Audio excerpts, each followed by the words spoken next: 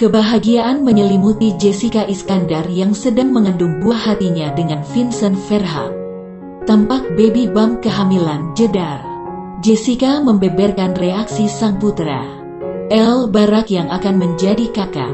Kini Jessica menikmati hidup bahagia bersama Vincent.